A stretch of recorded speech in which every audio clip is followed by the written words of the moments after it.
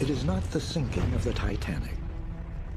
It is this ship, the ill-fated Doña Paz, that just 5 days before Christmas in 1987 sailed into infamy with a loss of possibly 4,000 souls, many of them burned alive in this inferno at sea.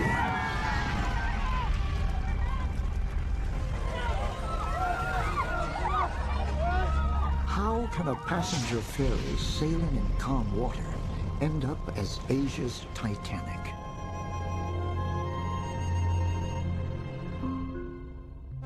Passenger ferries like the Doña Paz were among the cheapest and the most popular ways to travel in the Philippines, a country in Southeast Asia comprising over 7,000 islands. Just 5 days before Christmas, hundreds of people boarded the Doña Paz for a 24-hour voyage that will take them from the island of Leyte to the capital of the Philippines, Manila. The Doña Paz was authorized to carry a maximum load of 1,518 passengers. But on the night of the accident, survivors say there may have been more than 4,000 people on board. Up to 4 people shared makeshift cots, while hundreds sat on the floor of the 3-deck ship. A machine gunner and survivor of many battles in the provinces, Luzgardo Nieto was looking forward to a family reunion in Manila. It was so crowded, Luzgardo Nieto said, the Doña Paz tilted to one side. Before I rode the ship, I noticed it was tilted to one side. I told myself it must really be loaded, but it could not be avoided since it was nearing Christmas. It was really tilted. Inside the ship, there was no room for the people to move.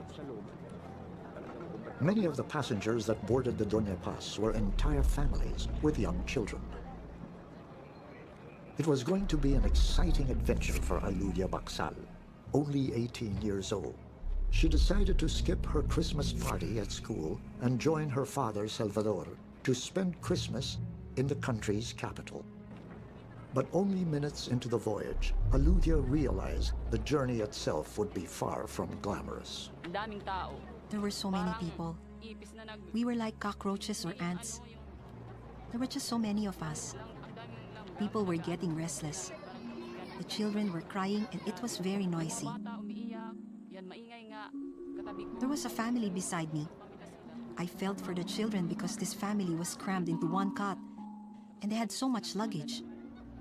The passengers could not sleep because there was no space to lie down. There was hardly any space to sit down. 43-year-old fisherman Salvador told Aludia not to leave their family's only cot. As Aludia guards their belongings, Salvador searched the ship for food. In the kitchen, the situation was far worse.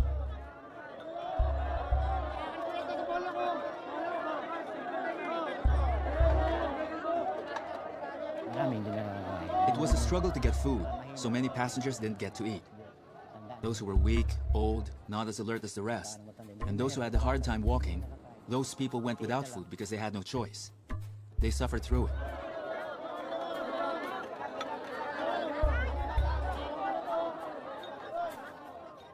Doña Paz had an official passenger list of 1,493, with a crew of 59 on board. But the list may not have included as many as 1,000 children below the age of 4, and many passengers who paid their fare after boarding. Pedro Surima was only 17 at that time. He had come aboard without a ticket. They didn't count all the passengers because the crowd just got too big. At first, they asked for your ticket before they let you aboard the ship. But later on, anyone could just get on.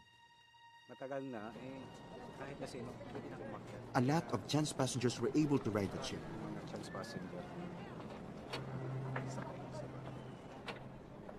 Like many other passengers, Pedro Surima's name would not appear in the ship's manifest.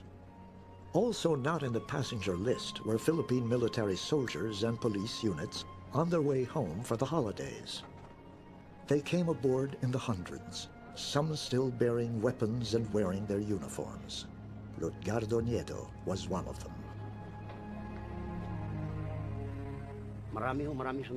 There were many soldiers on board. All were headed home to their families because it was Christmas. I think about 1,000 soldiers died because that's how many there are in a battalion.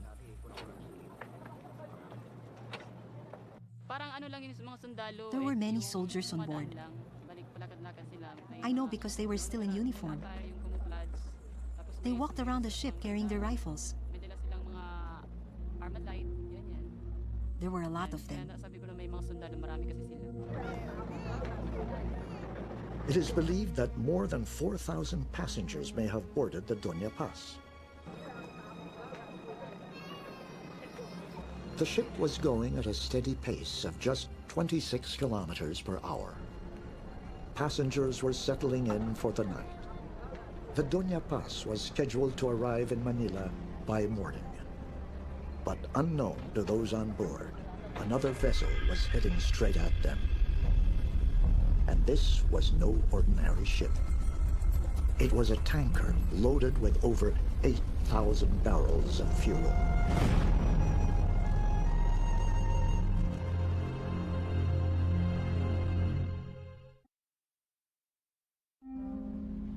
Just 5 days before Christmas, the Doña Paz crashed into the record books as a disaster even greater than the sinking of the Titanic.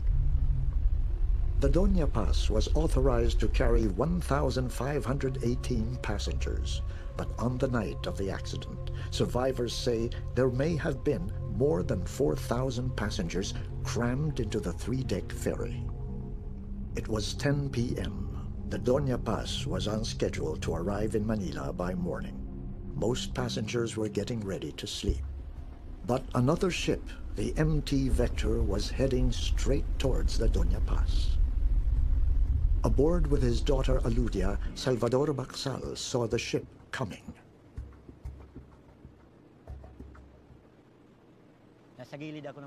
I was standing on the side of the ship near the gangway. I was peeing. I noticed that ship immediately. I thought it was a fishing boat because it appeared small and with many lights.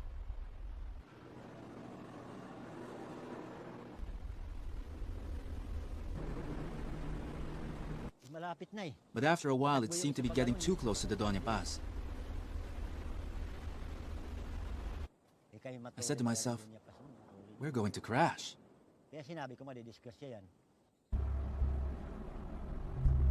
Three close friends from the province, Almario Balanay, Generoso Batola, and Morris Apura, decided to sleep on the roof deck under the stars.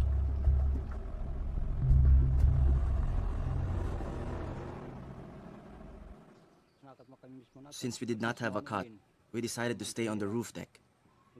The three of us were on the roof deck all day until evening.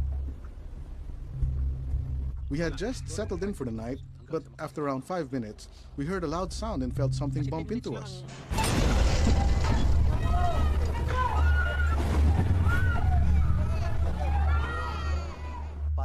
I heard a huge sound, almost like thunder. I immediately got up.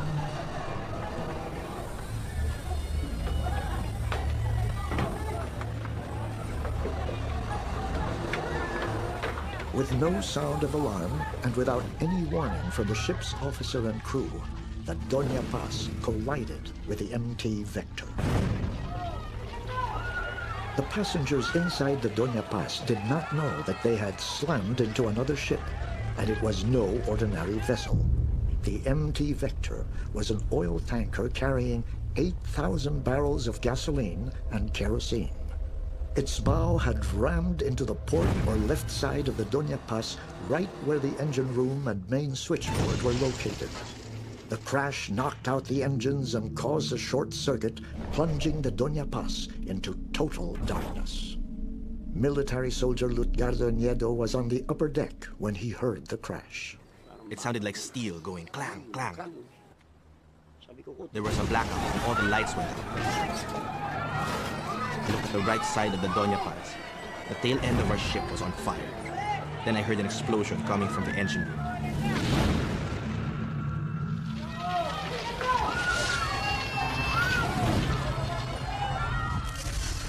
I kept blinking and rubbing my eyes, thinking I was dreaming.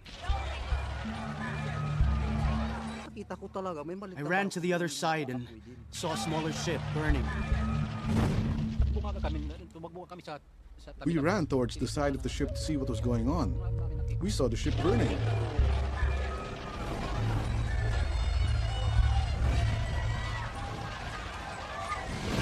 The fire spread quickly, and within seconds it was everywhere. The passengers panicked, stampeding down the corridors in near total darkness.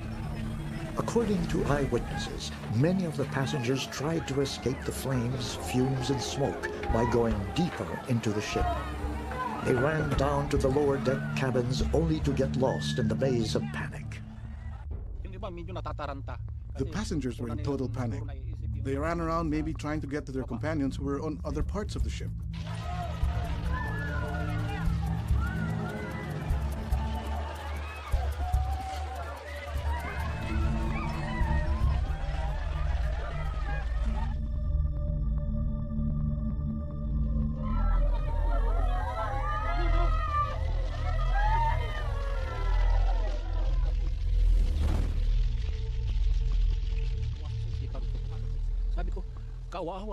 I felt so much sorrow. Those poor people. There were so many who were going to die tonight. While some passengers were trapped inside the burning ship, hundreds of others near the ship's railings jumped overboard.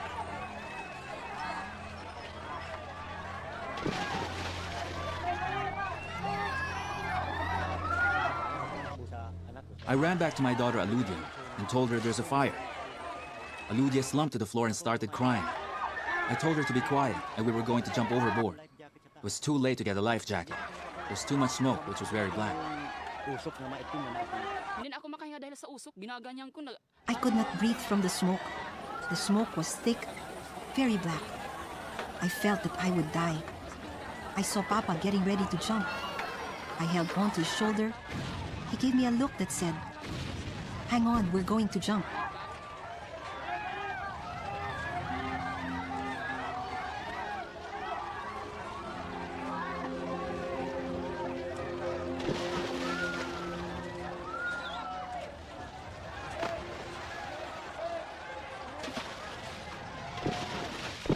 They did not know that the Doña Paz had collided with an oil tanker carrying a deadly cargo of kerosene, diesel, and gasoline, and that the sea they were jumping into was on fire.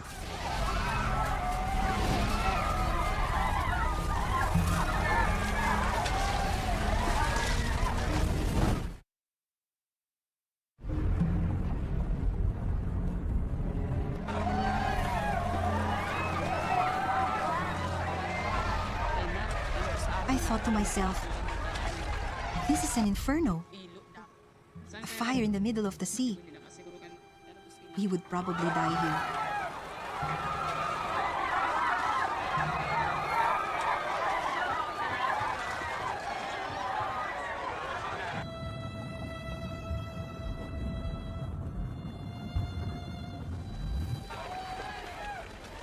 Military soldier Lutgardo Nieto was also among the first to jump overboard. It went pshoo. Around a minute after, the ship exploded, right where the engine was. Boom. The fire became huge, followed by an explosion. The sea was on fire. Boom. The Vector also exploded. The oil drums were flying, and they fell and hit the sea. Gasoline and diesel spread in the water. I felt that was it for us. All we did was to swim and swim. Every time we saw the waves that were on fire come our way, we dove deep into the water.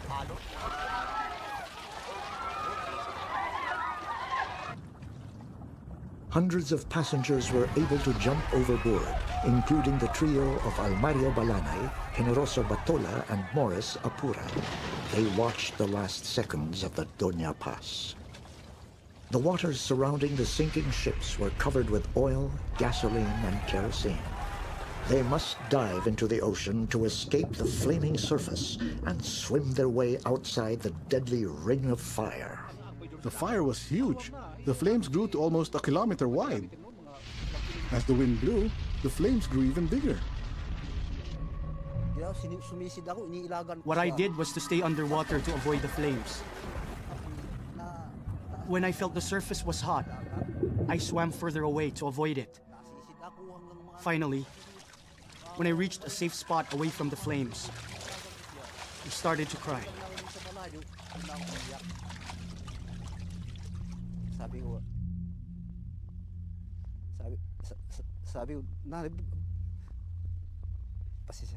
I was crying, asking myself why this happened. I wanted to take the bus. If only we had taken the bus. I was grieved because I swam by the body of a child. He looked around 3 years old to me. His body was burnt from the fire. I touched the child's head, but his eyes were not moving. I lifted him twice, but he did not move. So I let him go. I was overwhelmed with sadness because of that.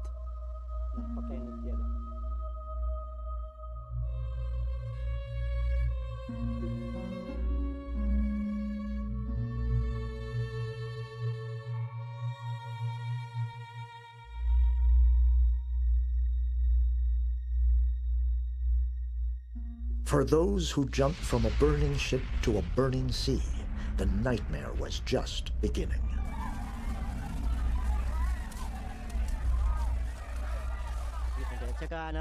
Under the sea, you could feel the heat from the fire above. Your body would feel it was boiling. I thought I would explode from the heat.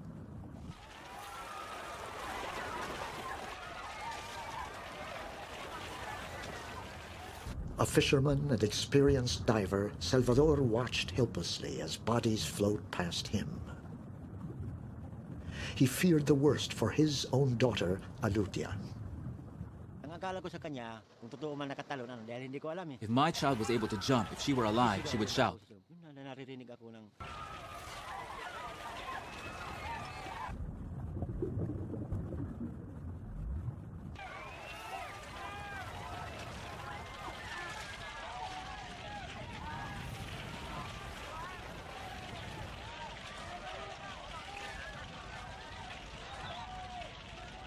I thought of killing myself. I could no longer bear being in the water. I was too tired from keeping afloat, and I had a hard time breathing. I planned to sink into the water and just drown myself. But I also kept going back up to the surface when I needed to take a breath.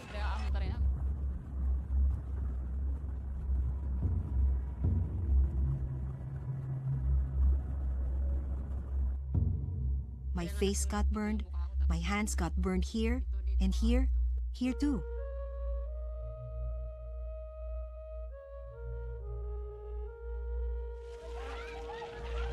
Suddenly, Aludia heard a familiar voice.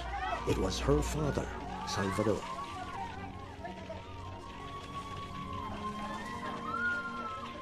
I heard my father's voice. I shouted, "Papa!" He was shocked to hear my voice.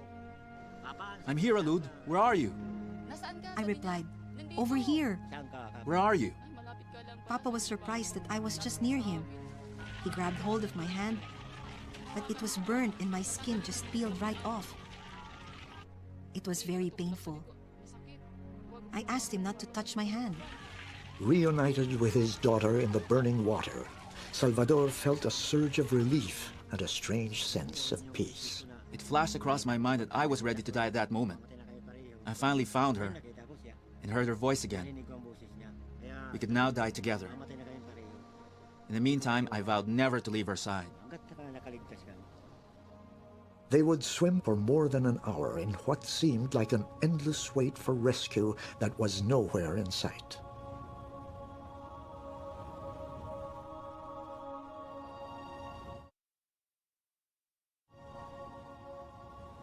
In the mild wind and calm currents, the sea kept on burning as many lives died out. I heard screaming and crying, especially when the people caught fire. Then, the crying stopped. Later, we heard moaning, and then there was silence. The sea became quiet.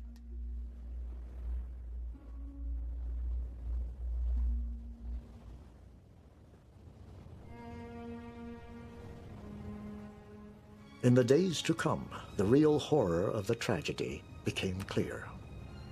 It is believed that nearly 4,000 passengers boarded the Doña Paz. Only 24 would survive to tell the tale. And as the search for bodies ended, the demand for answers began.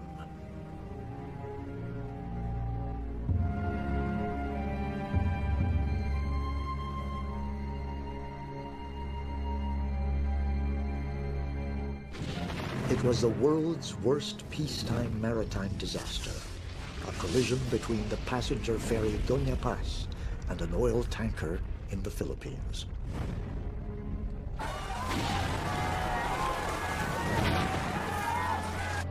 But the Philippine Coast Guard did not learn of the accident until more than 8 hours later.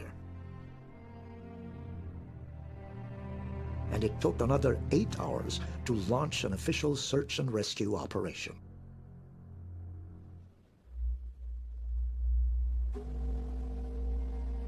Luckily, help arrives in the form of a passing ship, the Don Claudio. By then, the survivors had been swimming for more than an hour.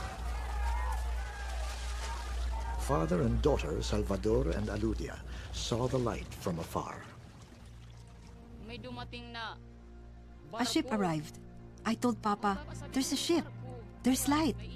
Papa said, "Raise your hand so they can see that there's a woman." So I did, and all the others followed. They tried to pull us up with a rope.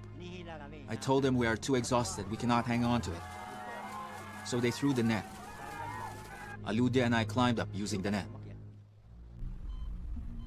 Only aboard the Don Claudio would Salvador realize just how horribly his daughter Aludia had burned in the water. She was suffering from third-degree burns on her face and arms. Today, her right eye still bears the scar of the flames.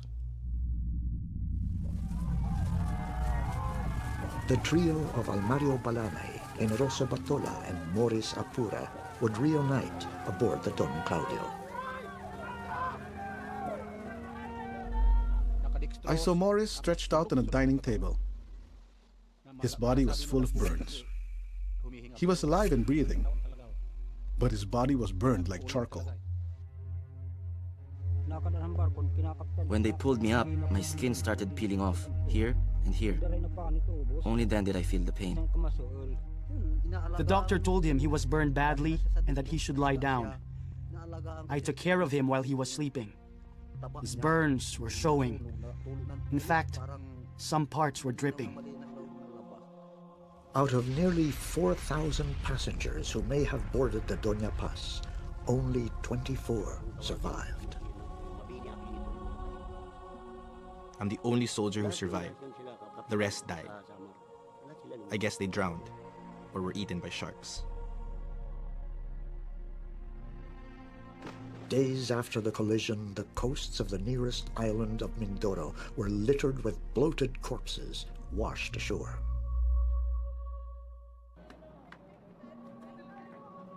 Villagers dug holes in the sand to bury them. Black with burns and slick with oil, the bodies were mangled and almost naked. Small fishing boats also came to shore with bodies trapped in their fishing nets. Villages watched in grief as boat after boat arrived with their terrible catch.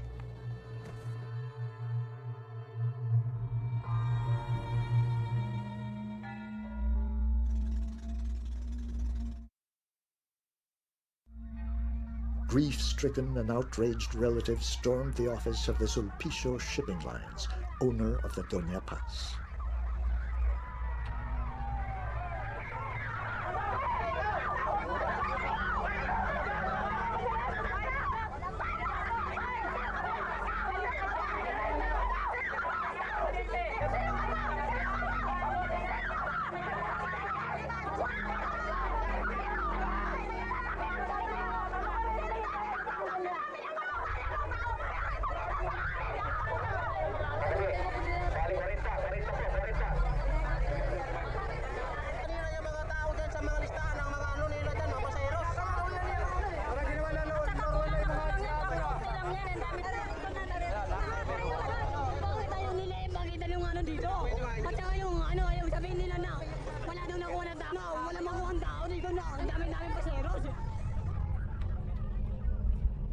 Many names of the missing would not appear in the ship's manifest.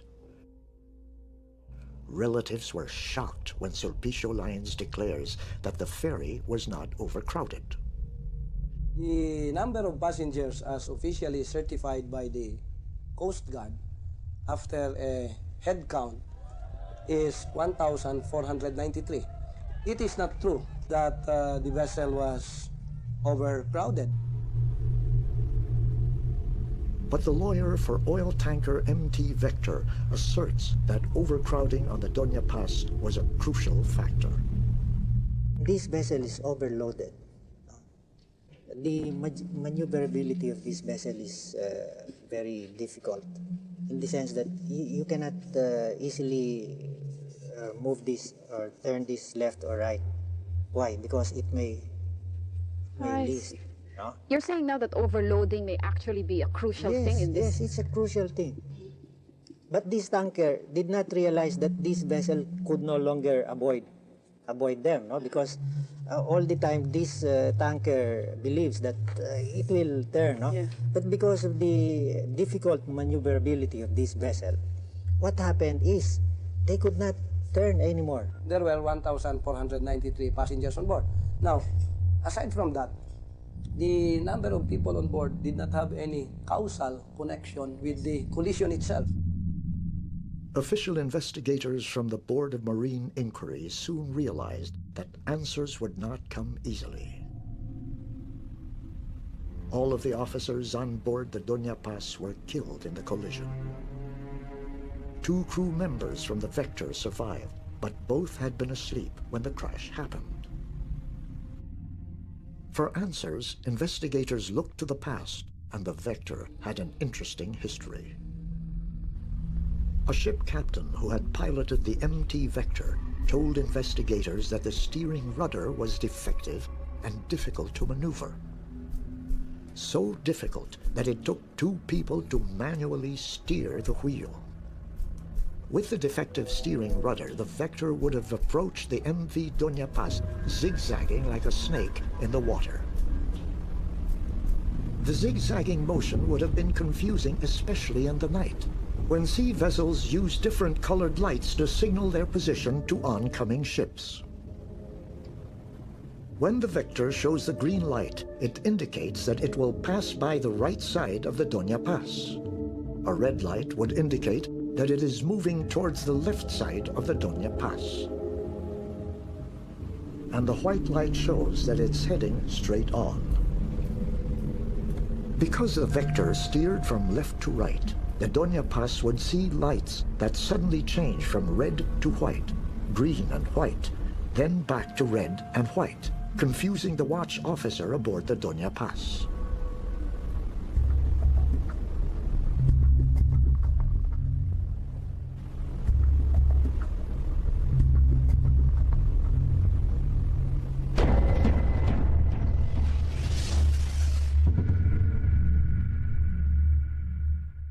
Investigators found other disturbing problems.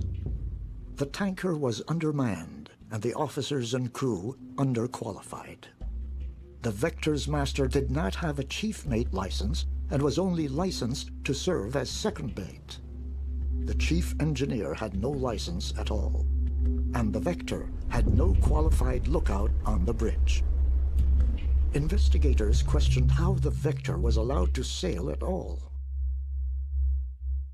They soon discovered that the Vector had sailed without a certificate of inspection and Coast Guard license, basic documents that declare ships in the Philippines to be seaworthy.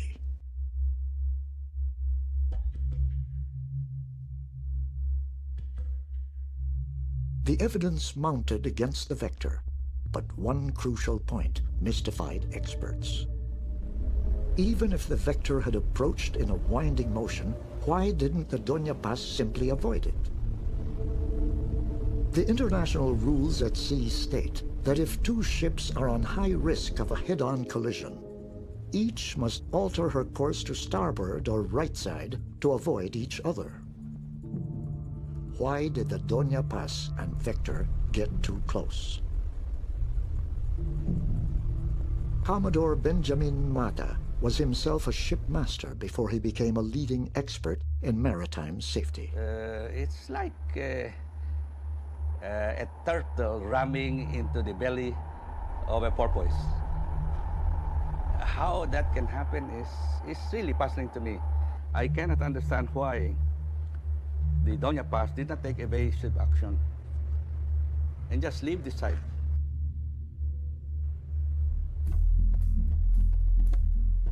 The ships were moving slow.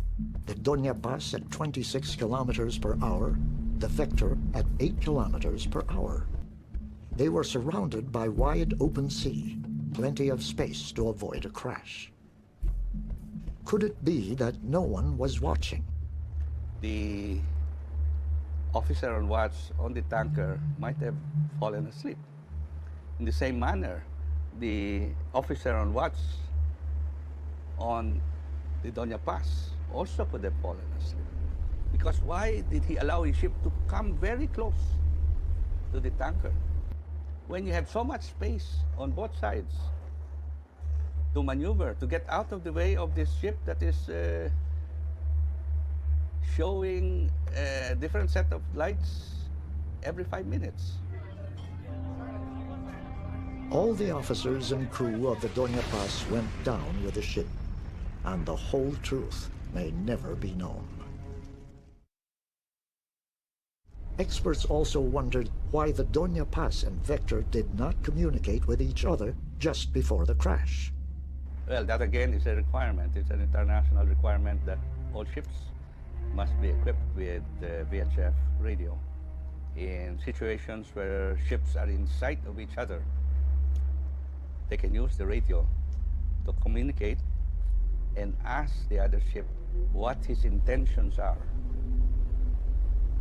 And this should be done long before a possible collision will occur.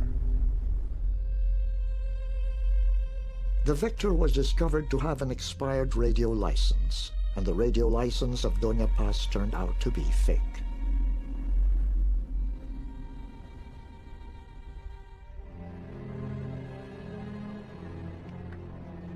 Unbelievably, the official investigation ruled out what could have been the most spectacular aspect of the Doña Paz tragedy. The reported overcrowding of almost 4,000 passengers on board the Doña Paz. The Board of Marine Inquiry dismissed the eyewitness account of the survivors. They ruled that the eyewitnesses were not qualified to count the number of actual passengers aboard and were just making estimates. Investigators took the word of the Philippine Coast Guard boarding team, who insisted to the very end that they conducted a proper head count. Many were shocked that Sulpicio Lines was not held liable for the possible overloading of the Doña Paz. The ruling drew howls of protest from the relatives of unlisted and still missing passengers. Families of each victim received $400 from Sulpicio Lines as compensation.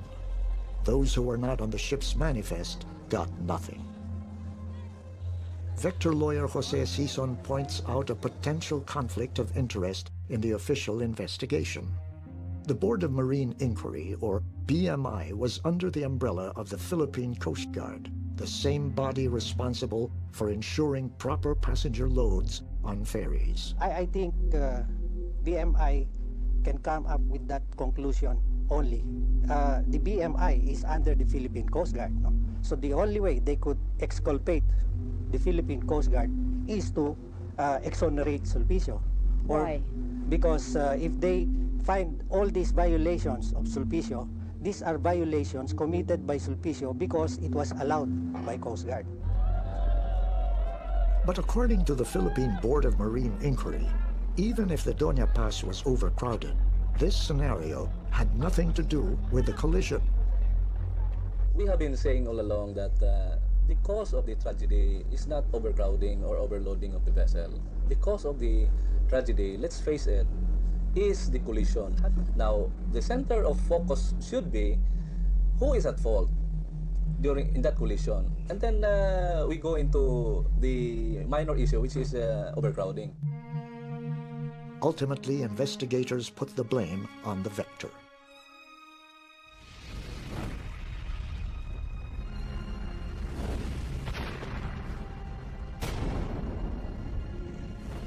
But one burning question remained. Why didn't the captain and crew of the Doña Paz take evasive action? Shocking allegations later surfaced from survivors. So they were having fun? They were having fun, not the passengers. Are you talking about the first-class passengers?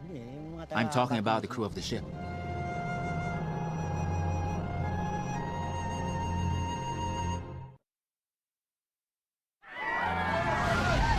In the greatest sea disaster to ever happen in peacetime, a passenger ferry collided with an oil tanker. There were only 24 survivors, and the world still looked to them for answers about what truly happened aboard the Doña Paz.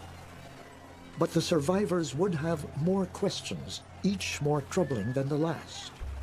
Witness told investigators about the party being held aboard the Doña Paz just minutes before the crash.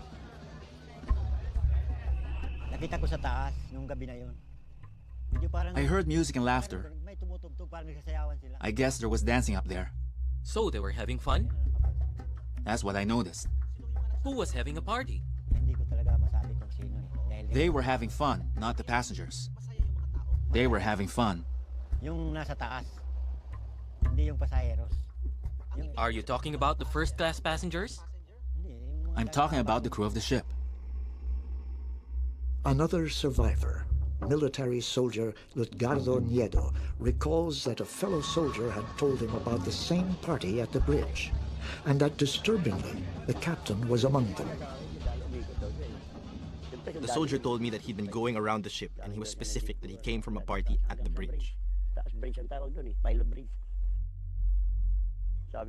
He said, "Do you know that the captain is there at the party?" I thought he meant a military captain. But he said, "No, I mean the captain of the ship. He's at the party." I told him not to mind so much because I'm sure a chief mate relieved the captain. But after a few minutes, we crashed. I thought to myself, what the soldier told me must have been true. Who was manning the bridge when the accident happened? Was it a qualified officer? According to some survivors, an apprentice mate may have been steering the ship. The truth may never be known.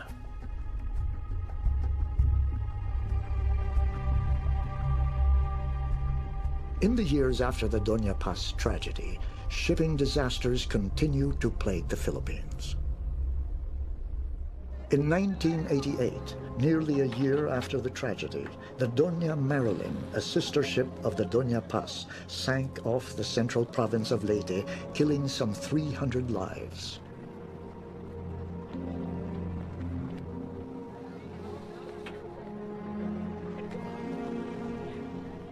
Were no lessons learned from one of the world's worst maritime disasters?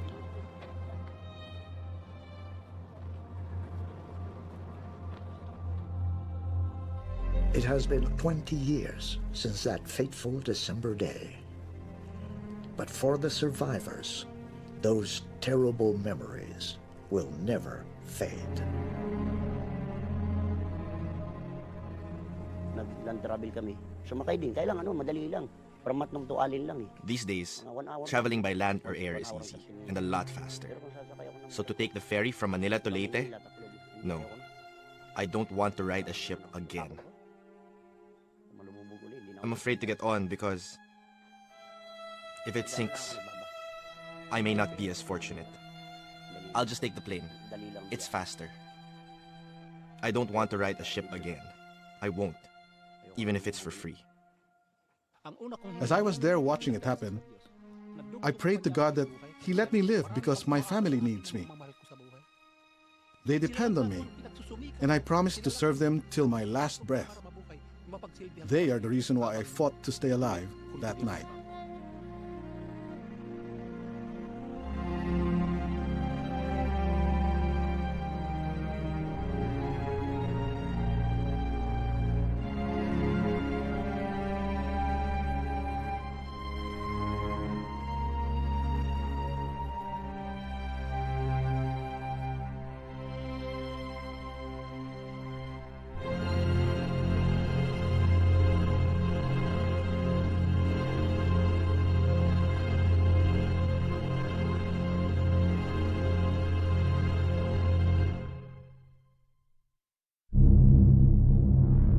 She's one of the largest ships sailing our oceans.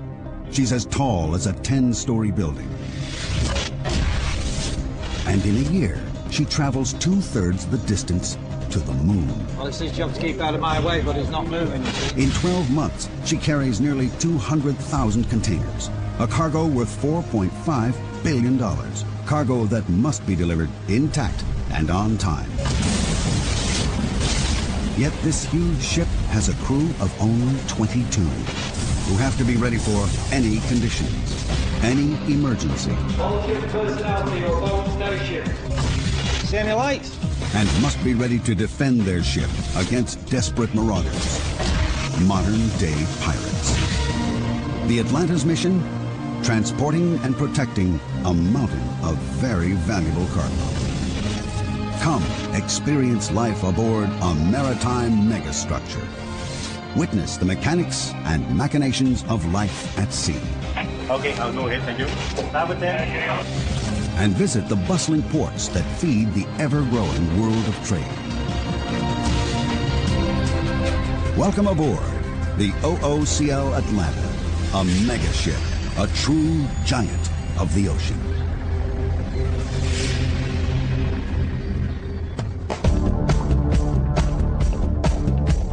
The Atlanta is one of the latest and largest class of container ships. Known as Post-Panamax, she and her kind are too wide to sail through the Panama Canal. If she were a naval vessel, she'd be the equivalent of an aircraft carrier with a crew of several thousand men. The Atlanta has a crew of just 22, ranging from a handful of ordinary seamen who work to keep the Atlanta shipshape at all times. 5 engineers keep the ship's engines, power plants, and operating systems up and running. And a team of 4 officers work in shifts around the clock. Junior officers stand watch and keep a close eye on the weather. Second Officer Law is responsible for navigation and communications. First Officer Jonathan oversees all the crew, the safety, and daily running of the ship and all cargo load. At the team's head is a captain who's spent all his working life at sea. Starboard 10. Starboard 10. Captain Roger Llewellyn is a man with salt water coursing through his veins. And over the years, he's developed some interesting sleeping habits. One eye open, always. We sleep with one eye open because at 25, 26 knots, you've got to jump out and up there. Up there is the bridge, and that's where the sailor who never sleeps has spent most of his last 30 years. He's sailed every ocean on the planet and visited every nation that borders the sea. Right now, the Atlanta is in the Malacca Straits, heading from Port Kelang, Malaysia, to Singapore, then north to Hong Kong. It's a hectic schedule on a crowded route. 050. A lot of traffic not doing what they're supposed to do, a lot of traffic not reporting. So you've got to have eyes at the back of your head. You've got to keep an eye out for everything moving, especially small coastal traffic. We've got one here, not reported, you see. He's trying to get across the bow. When the Atlanta blows her horn, you'd be well advised to move out of her way. Her vital statistics are staggering. From bow to stern, the Atlanta is 323 meters long. That's over 1,000 feet. In fact, if you could tip the Atlanta up on her bow, she'd edge out the Eiffel Tower. The area of her top deck is greater than 2 football fields. Fully laden, the Atlanta weighs more than 300 jumbo jets. On her normal route, She carries cargo from Southeast Asia to the west coast of America and back again every 42 days. These ocean giants make the Earth very small. It is a village, because one minute we're in the east, next minute we're in the west. Very little time between the two. So we're constantly plying the world with manufactured goods. Mega ships like the Atlanta help keep the wheels of global commerce turning. Over half the world's cargo is carried in containers. In 1 year, nearly 20 million containers are moved a total of 300 million times. It's a payload worth almost $5 trillion. The Atlanta may be loaded down, but she still has to be on time. She runs to schedule for thousands and thousands of miles. She'll arrive on time.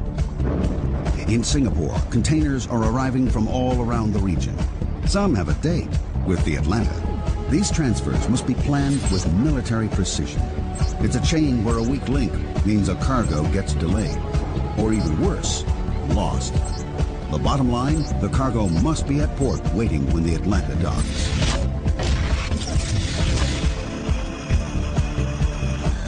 Two particular pieces of cargo due for the Atlanta started their journey several thousand kilometers away in Australia. One is precious and fragile, a shipment of 999 cartons of wine from the lush vineyards of South Australia. The other is also a gourmet delight, but this time highly perishable, a container load of sweet, succulent prawns. Both the wine and seafood are bound for shops and restaurants in Hong Kong, and both will require extreme care and constant supervision.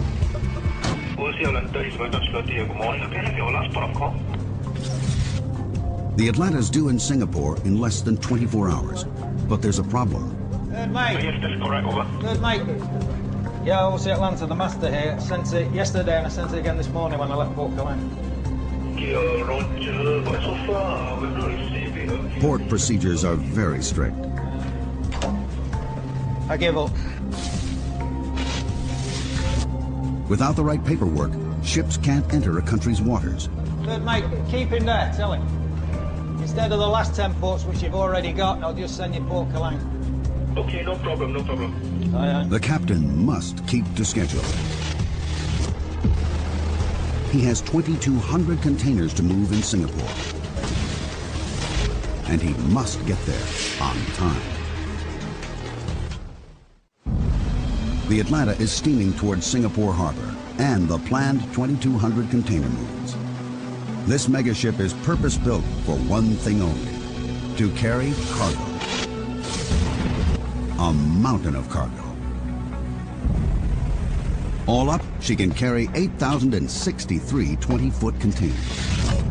These are the lashing bars and the turnbuckles. These are 20 foot. You can load 20s and you can load 40s, either or. But we still need lashing forward and aft, keep them fixed in position. Even though she hasn't yet reached her full load capacity, the captain still likes to check on the containers from the top to the very bottom. Where we are now, we're 13.6 meters underwater now. Down here, the containers are stacked 9 high. So they go 9 high and then on deck another 6 to 8 high. So roughly we're stacking 17 high. From the very bottom of the stack, over 13 meters below the water, the containers rise over 44 meters. On land, it would look like a city block rising 10 stories. If laid end to end, those containers would stretch further than an Olympic marathon, nearly 50 kilometers. A little over 40 years ago, it was a different story. Products like wine would have been transported in a variety of simple boxes, and moving frozen foods over long distances was simply out of the question. Then, in the late 50s, an American, Malcolm McLean, came up with an idea that would revolutionize world trade. By packing all goods into modular containers, similar in design and dimension, they could be easily transported anywhere in the world by road, rail, or sea. As the use of these containers has grown, so has the size of the ships that carry them.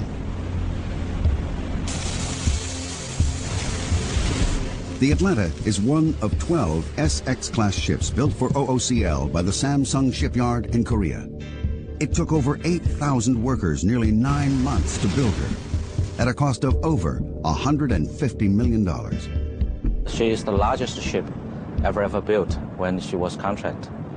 And she had been installed the largest main engine when available in that time. For the engine power that he was given, for the speed he wants, he's done, for me, a great job. When first launched, the SX class held the world record as the largest container ship ever built. We use the high tensile steel to get the minimum light ship weight so that we can maximize the cargo loading capability. It's that combination of high tensile steel and the design of the hull that gives the Atlanta her enormous load-carrying ability. This that runs the full length of the ship is a very important structural member for stresses, because you must remember there's so many big openings that the ship is bending all the time. In this area, when you've got 95,000 horsepower pushing this ship, the pressure is enormous. You can see that the frame structure is very heavy. So this is a high stress area, especially in heavy weather. The real pride of the Atlanta is the power plant.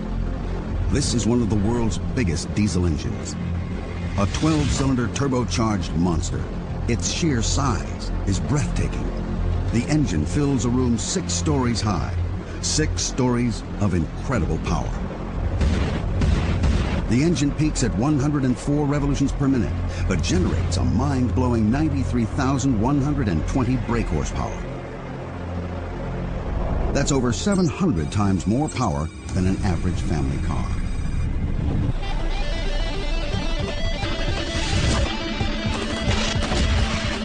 And all that power adds up to one thing: speed through the water. She can average nearly 25 nautical miles an hour. That's fast enough to water ski behind, as long as you can handle that huge stern wash. While at sea, the Atlanta can notch up over 570 nautical miles a day.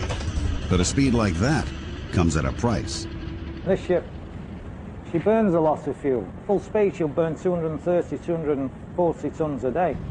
That's a staggering 10 tons of diesel every hour the ship is underway. She may be thirsty, but she's also a clean engine. And that starts with clean fuel. A series of filters remove impurities before the diesel is pumped into a holding tank and heated to 129 degrees. Hot fuel and gas is an explosive mix.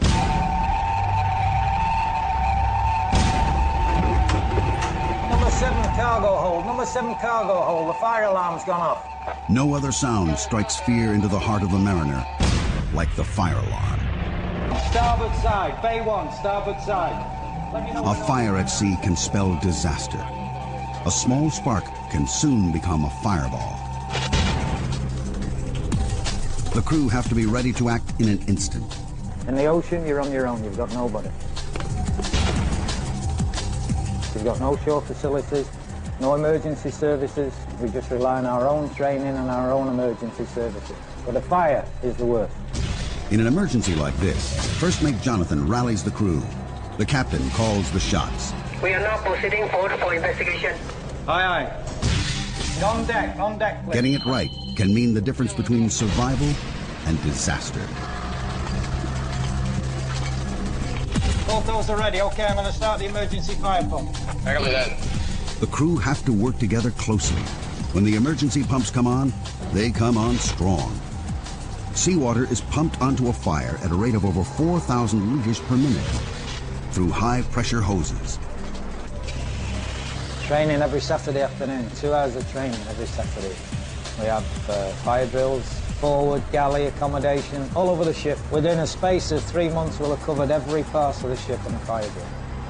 And 95% of all fires at sea are in the engine room. Maybe down at the CO2 room, Do you read over? Check copy. Each week, the Atlanta's crew carry out an intensive fire drill. A fire in the engine room is the most dangerous of all and cannot be fought with water. Fighting an engine room fire requires a different strategy. This room is filled with hundreds of bottles of carbon dioxide, which can be directed automatically to the engine room via a network of sprinkler systems, starving the fire of oxygen. The Atlanta has been powering her way towards Singapore, with Captain Llewellyn determined to keep her on schedule. The Atlanta's ability to maintain her top speed is thanks to her revolutionary propeller. This 85-ton, six-bladed piece of molded alloy spinning at just 104 revolutions per minute provides enough thrust to drive her forward at 25 knots.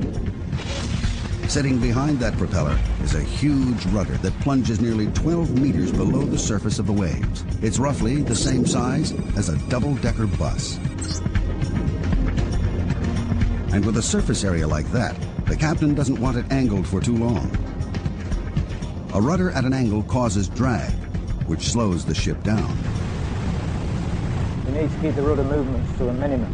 So I like just to keep her within 1 degree on either side, but that depends on the sea conditions.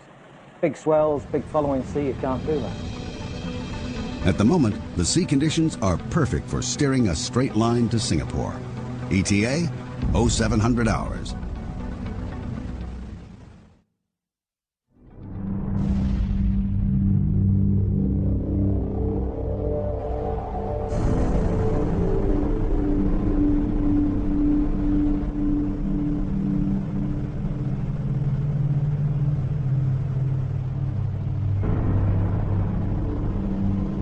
The first sign that the Atlanta is getting closer to port is the sudden increase in sea traffic.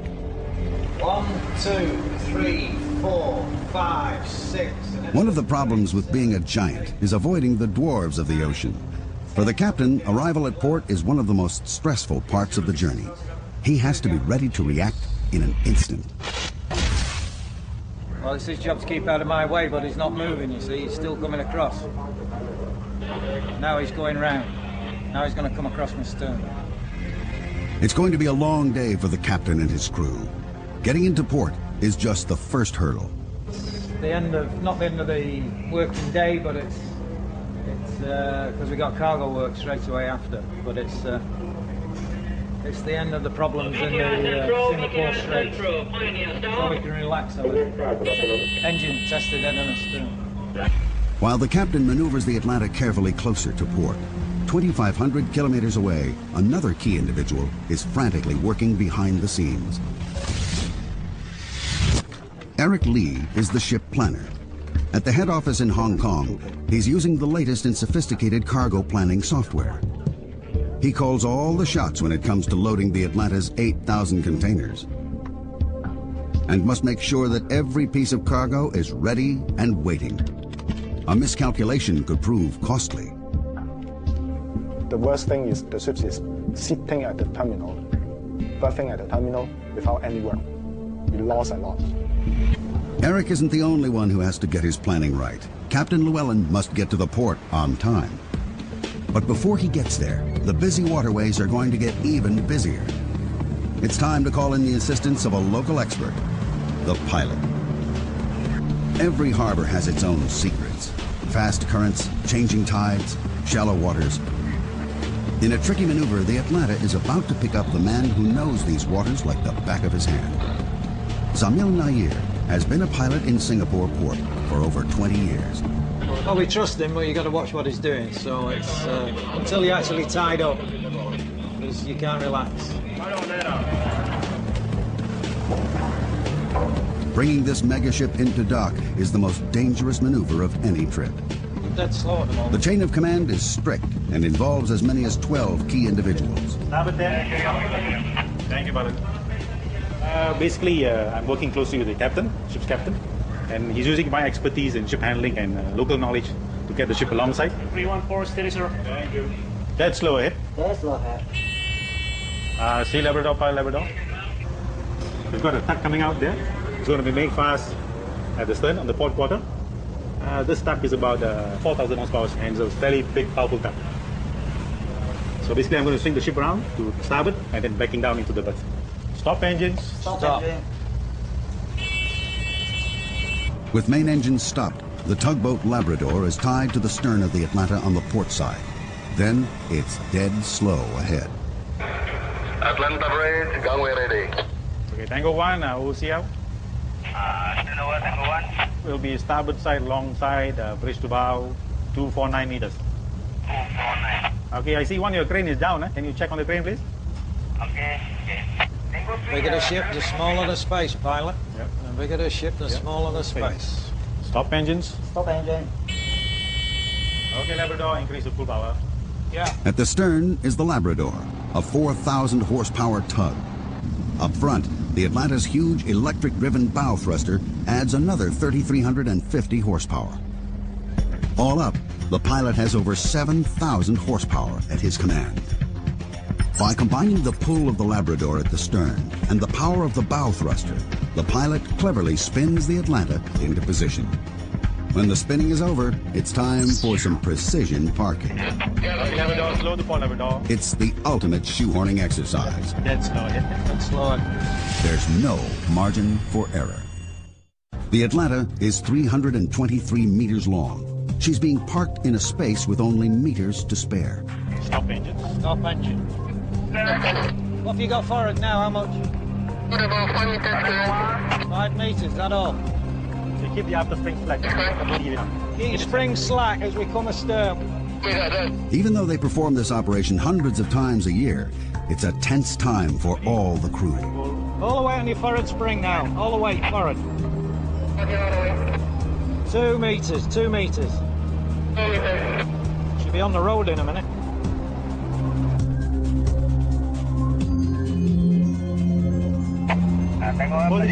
In position, hold her now, hold her on your spring.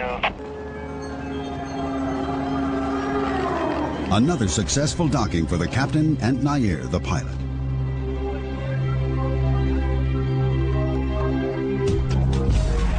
And the moment the Atlanta docks, things swing into action as the trucks line up for loading and unloading. Singapore is one of the largest container terminals in the world, handling 17% of the world's total container trade. In 2004, over 20 million 20-foot containers passed through the port of Singapore. For every single ship, every minute in port counts. A total of 4 giant cranes start moving the Atlanta's containers at breakneck speed. The pressure is on.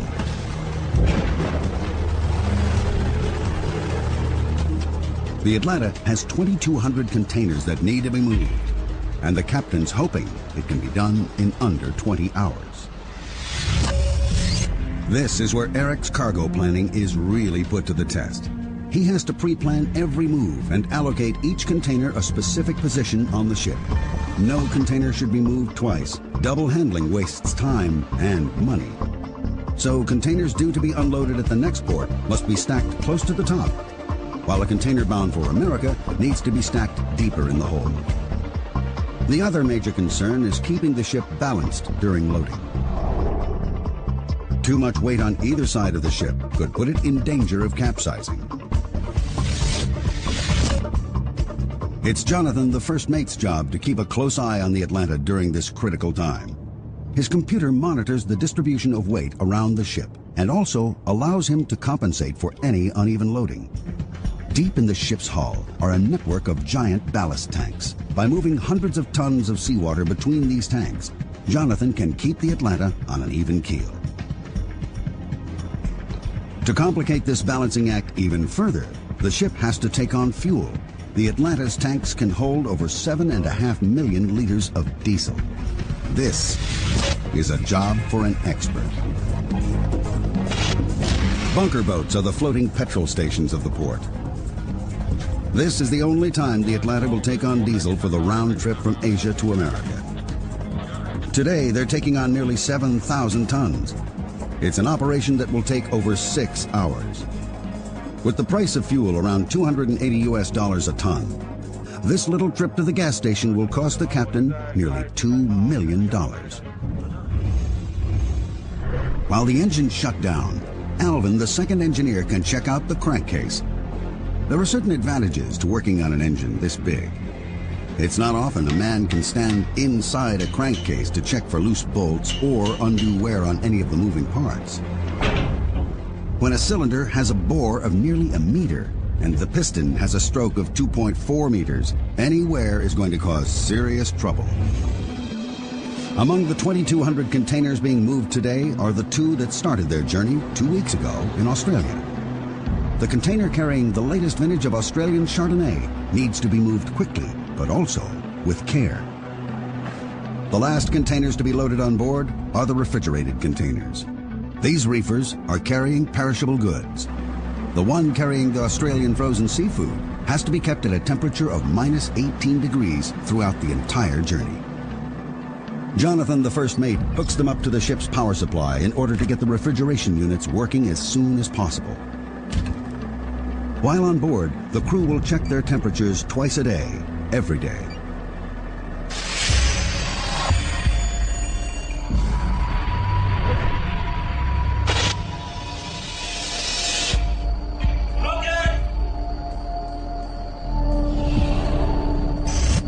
Below decks, the crew go on a manhunt. At dock, there's always the risk of taking on extra cargo, human cargo. Stowaways looking for a free ride to the USA.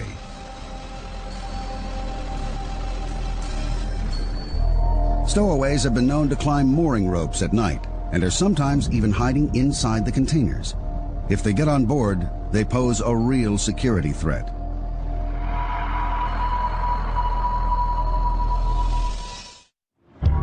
While the crews search for stowaways down below, up on the bridge, the officers are planning for the sea voyage ahead. It's the second mate's responsibility to plot the course. It's an intricate combination of old world tradition and new age technology. He does his initial plotting using charts, slide rule, and compass, and then transfers the data into a computer. The advanced software then links his data to the satellite navigation systems and radar. The result, the officers on the bridge can plot the ship's course and see any oncoming traffic, all in real time.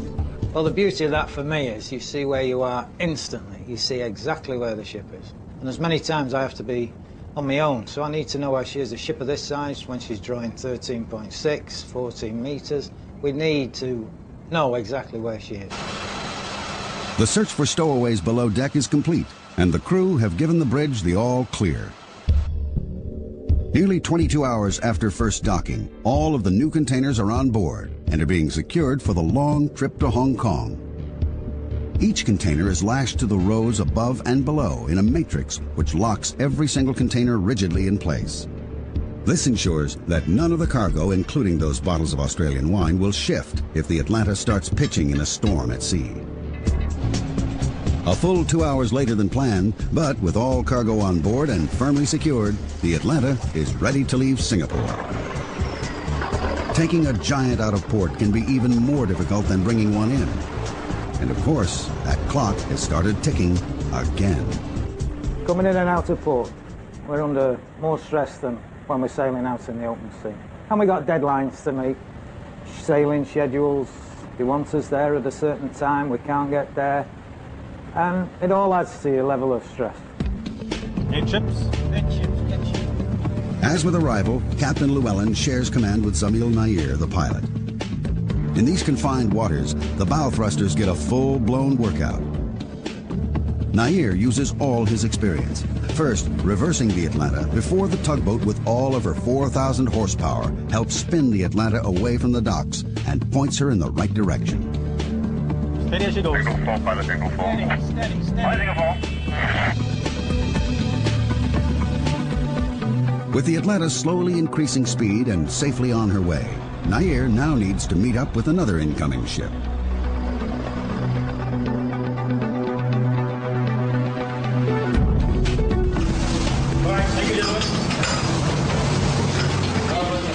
It's a transfer that involves a hair-raising climb, followed by a brave leap to the pilot boat, all at a speed of over 8 knots.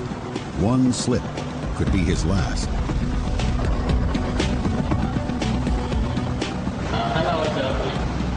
By his calculations, it's a leap of faith that he performs as many as 8 times in one working day. Once the Atlanta is out in open waters, Captain Llewellyn resumes sole command of his megaship. It will take the Atlanta 2.5 days to sail to Hong Kong from Singapore, traveling a distance of over 1,460 nautical miles. That's a lot of time at sea. Time that's taken up with regular maintenance and a strict timetable. You must have a routine. You're keeping yourself ready and waiting for the next challenge. Once a week, Captain Llewellyn, the first mate, and the bosun carry out inspections of every section of the Atlanta's living quarters. Home entertainment here, Chief Mate. Home from home. Home from home. For the captain, the Giant can only run efficiently if attention is paid to every tiny detail. That applies to every inch of the ship. While the crew's quarters are checked, the crew themselves have their own inspections to carry out. Electricity is crucial for all the ship's operating systems. The engineers are responsible for keeping all 5 3,000 kilowatt generators running smoothly. Without them, the Atlanta would be dead in the water. The refrigerated containers also rely on electricity. The crew have to check the temperature of every single reefer twice a day. It's a full-time job to keep perishables like the Australian seafood in tip-top condition. And guess what? The Atlanta can carry over 700 of these refrigerated units. Although the Atlanta is surrounded by water, none of it, of course, is drinkable.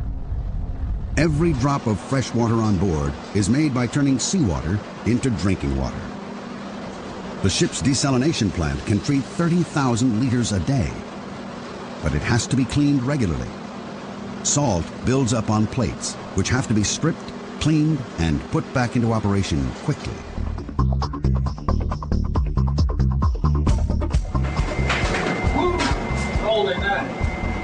Another thing that's crucial to life on board is food, plenty of it, and it has to be kept fresh. The Atlanta has its own mini reefers in the living section. This is the bedroom. This cookie looks after everything absolutely perfect. It's one of the best I've been with. He sets everything out, he rotates, he keeps his storerooms immaculate. A key member of the crew who's hardly seen and seldom heard, but is crucial for harmony on board, is the cook. He orders and prepares all the food and has to come up with a menu that'll keep all 22 men of varied cultural backgrounds happy. 22 meals 3 times a day, 7 days a week. And he does the washing up.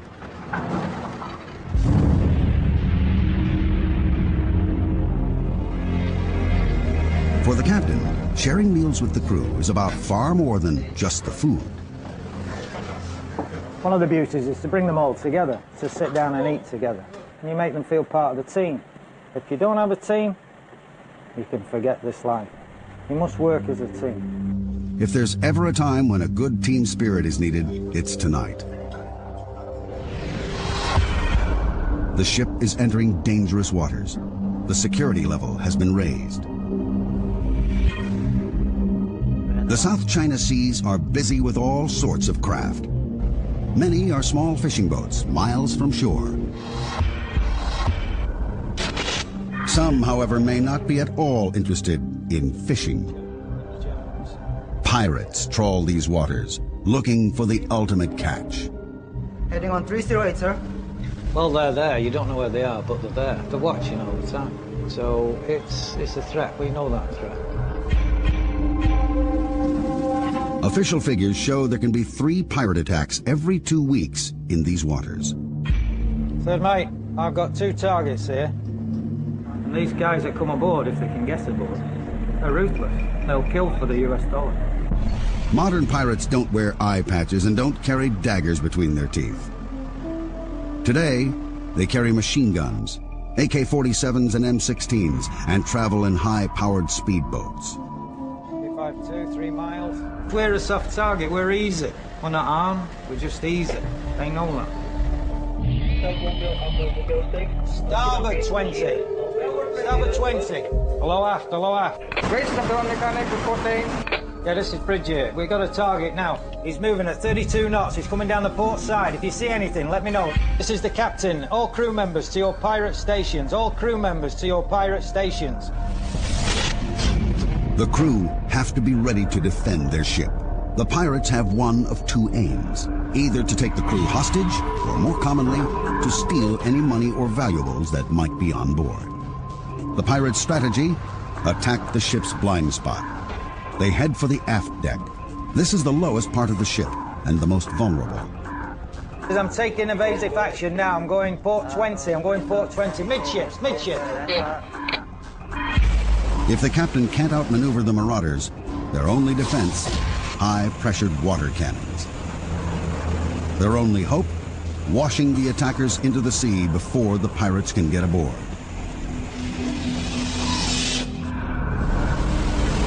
Luckily for the crew, tonight turned out to be another close call.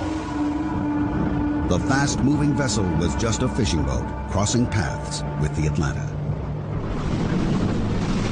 But if it's not one threat, it's another. The wind is freshening. The seas are rising. Intense tropical storms of the typhoon season command respect and demand a response. The captain can either skirt the storms, burning more fuel and losing time, or take them head on. This time, he decides to take the risk. No matter the weather, the crews still have to attend to their duties. The reefers still have to be checked, even if it means braving winds up to 70 knots. It's in conditions like these that the power supply to the reefers could fail, spelling disaster for our precious cargo of Australian seafood. At the moment, the reefers are still working.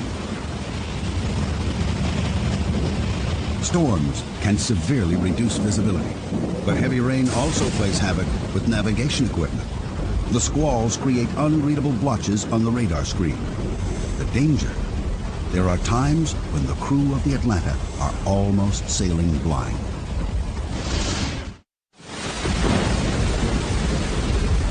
The Atlanta is weathering the storm, which is losing intensity. The captain's instinct was right, and his gamble to take on the storm is paying off.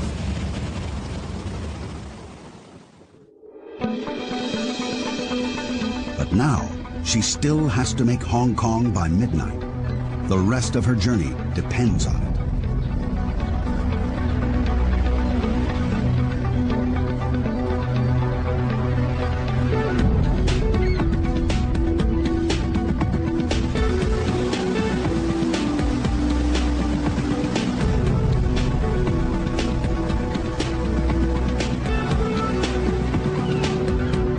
It'll take the Atlanta 42 days to complete the full circuit from Southeast Asia to California and back again. It's a mega trip, even for a mega ship.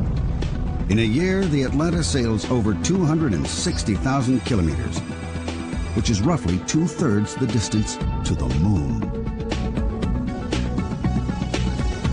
5 miles to the next point, and then 5 miles. 313. 313, yes.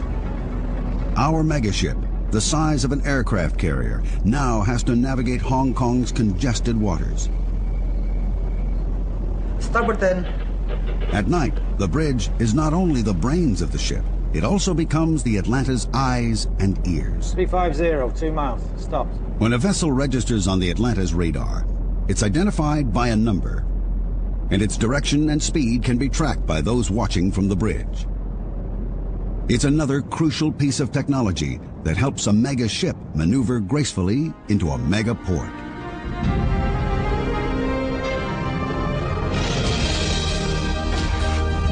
Bringing the Atlanta into another of the world's busiest ports at night means this small crew have to work together with maximum efficiency once again. It's just before midnight.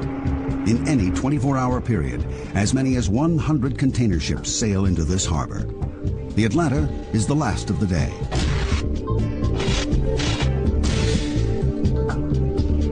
As at all the ports on the Atlanta's route, space at the dock is tight.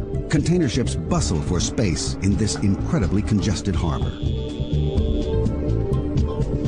In a year, Over 22,000 container ships move over 20 million 20-foot containers through this port. Once alongside, the winches take up the slack. The last thing anyone wants is two megaships wrestling for space. After more than 2 weeks of travel, this is the final destination for two particular pieces of cargo. The reefer containing the Australian prawns is whisked off the ship. Not far behind is the... It is not the sinking of the Titanic.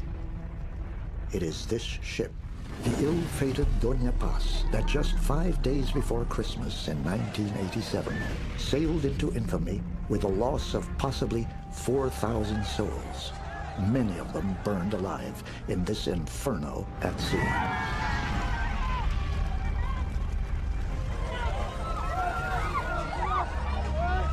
How can a passenger ferry sailing in calm water end up as Asia's Titanic?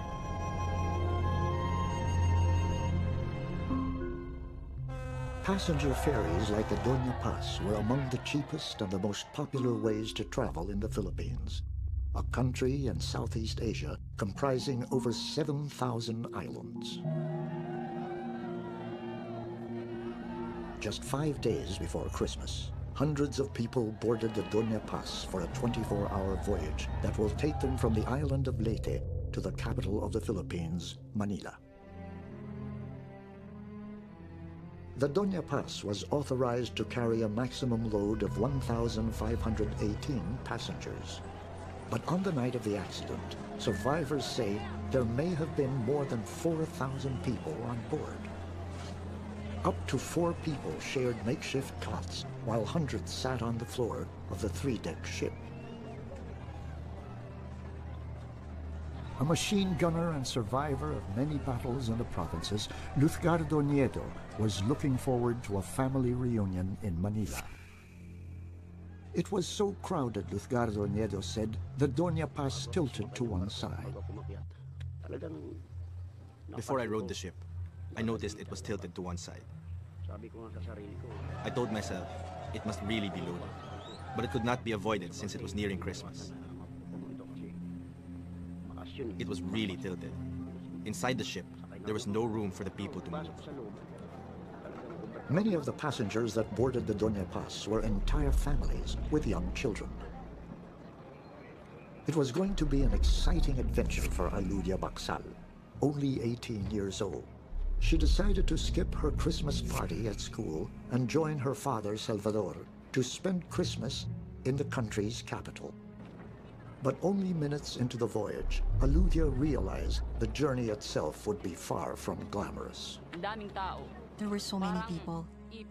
We were like cockroaches or ants. There were just so many of us. People were getting restless. The children were crying and it was very noisy. There was a family beside me. I felt for the children because this family was crammed into one cot and they had so much luggage. The passengers could not sleep because there was no space to lie down. There was hardly any space to sit down. 43-year-old fisherman Salvador told Aludia not to leave their family's only cot. As Aludia guards their belongings, Salvador searched the ship for food. In the kitchen, the situation was far worse.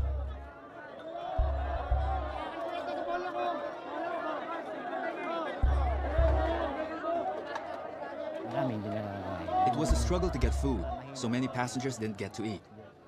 Those who were weak, old, not as alert as the rest, and those who had a hard time walking, those people went without food because they had no choice. They suffered through it.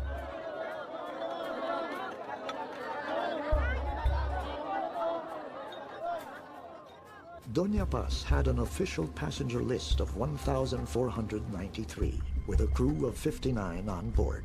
But the list may not have included as many as 1,000 children below the age of 4, and many passengers who paid their fare after boarding. Pedro Surima was only 17 at that time. He had come aboard without a ticket. They didn't count all the passengers because the crowd just got too big.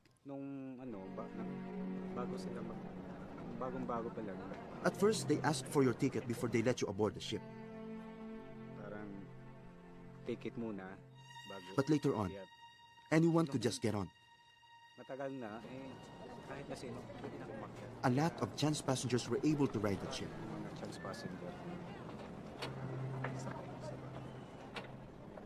Like many other passengers, Pedro Surima's name would not appear in the ship's manifest. Also not in the passenger list were Philippine military soldiers and police units on their way home for the holidays. They came aboard in the hundreds, some still bearing weapons and wearing their uniforms. Lutgardo Nieto was one of them.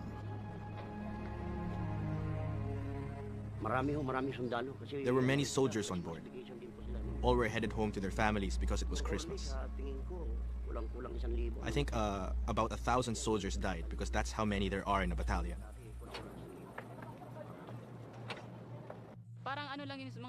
There were many soldiers on board. I know because they were still in uniform. They walked around the ship carrying their rifles. There were a lot of them. It is believed that more than 4,000 passengers may have boarded the Doña Paz. The ship was going at a steady pace of just 26 kilometers per hour. Passengers were settling in for the night. The Doña Paz was scheduled to arrive in Manila by morning. But unknown to those on board, another vessel was heading straight at them. And this was no ordinary ship. It was a tanker loaded with over 8,000 barrels of fuel.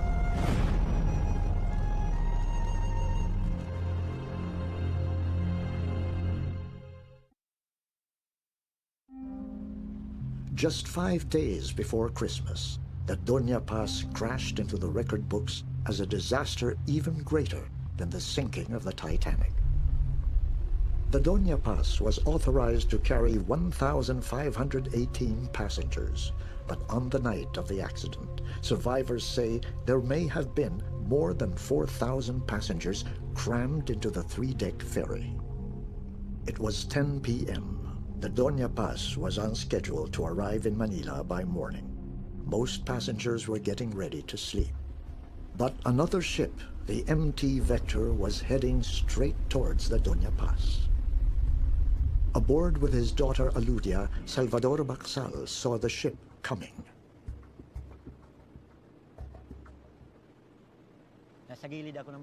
I was standing on the side of the ship near the gangway.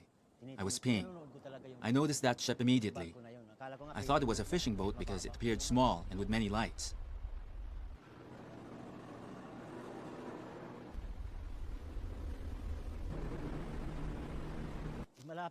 But after a while, it seemed to be getting too close to the Doña Paz. I said to myself, we're going to crash.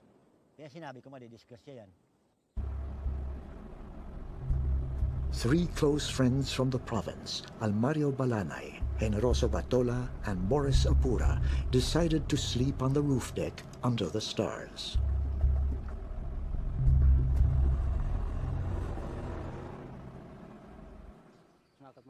Since we did not have a cot, we decided to stay on the roof deck. The three of us were on the roof deck all day until evening. We had just settled in for the night, but after around 5 minutes, we heard a loud sound and felt something bump into us.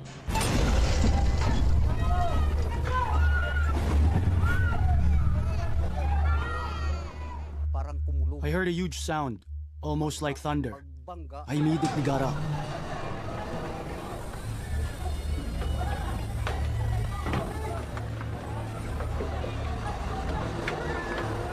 With no sound of alarm and without any warning from the ship's officer and crew, the Doña Paz collided with the MT Vector.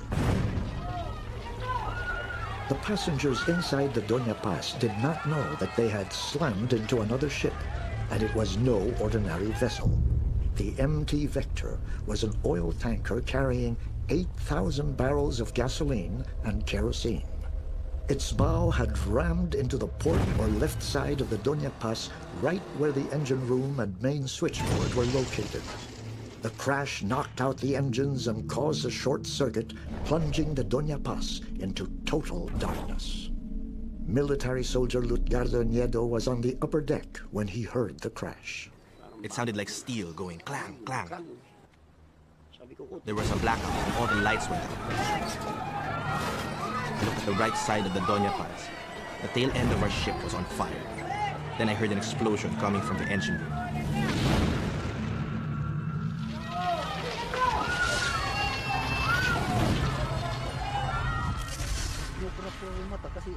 I kept blinking and rubbing my eyes, thinking I was dreaming. I ran to the other side and saw a smaller ship burning. We ran towards the side of the ship to see what was going on. We saw the ship burning.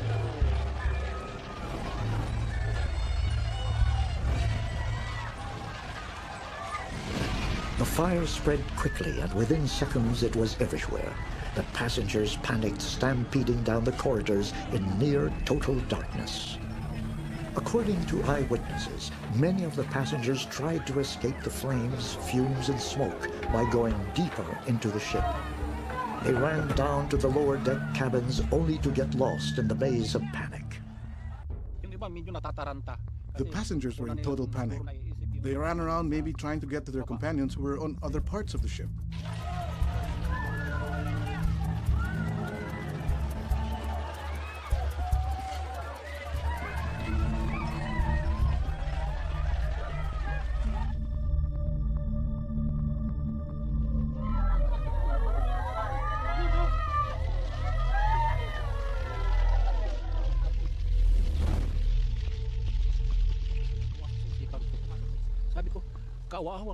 I felt so much sorrow. Those poor people. There were so many who were going to die tonight. While some passengers were trapped inside the burning ship, hundreds of others near the ship's railings jumped overboard.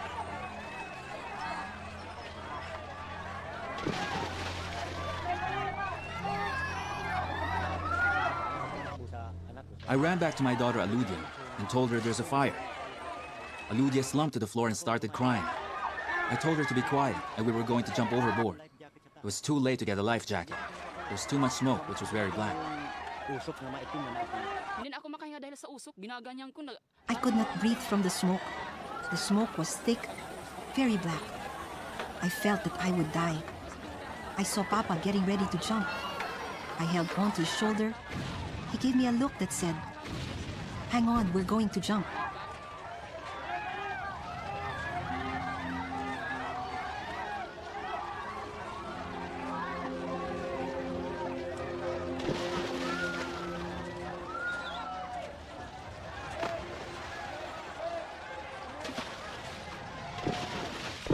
They did not know that the Doña Paz had collided with an oil tanker carrying a deadly cargo of kerosene, diesel, and gasoline, and that the sea they were jumping into was on fire.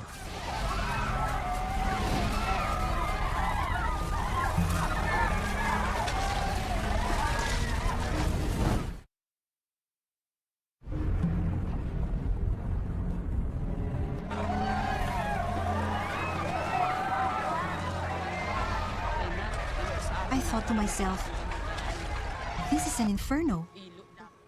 A fire in the middle of the sea. We would probably die here.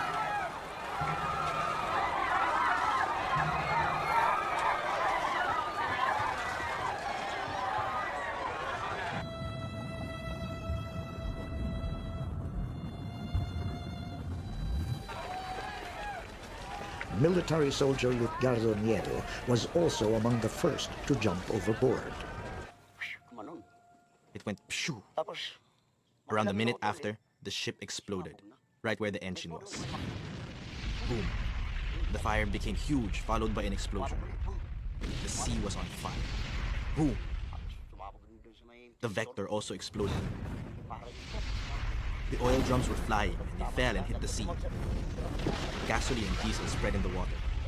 I felt that was it for us. All we did was to swim and swim. Every time we saw the waves that were on fire come our way, we dove deep into the water.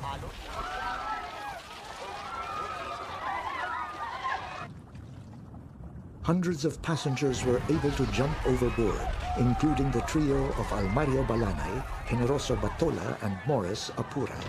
They watched the last seconds of the Doña Paz. The waters surrounding the sinking ships were covered with oil, gasoline, and kerosene. They must dive into the ocean to escape the flaming surface and swim their way outside the deadly ring of fire. The fire was huge. The flames grew to almost a kilometer wide. As the wind blew, the flames grew even bigger. What I did was to stay underwater to avoid the flames. When I felt the surface was hot, I swam further away to avoid it. Finally, when I reached a safe spot away from the flames, I started to cry.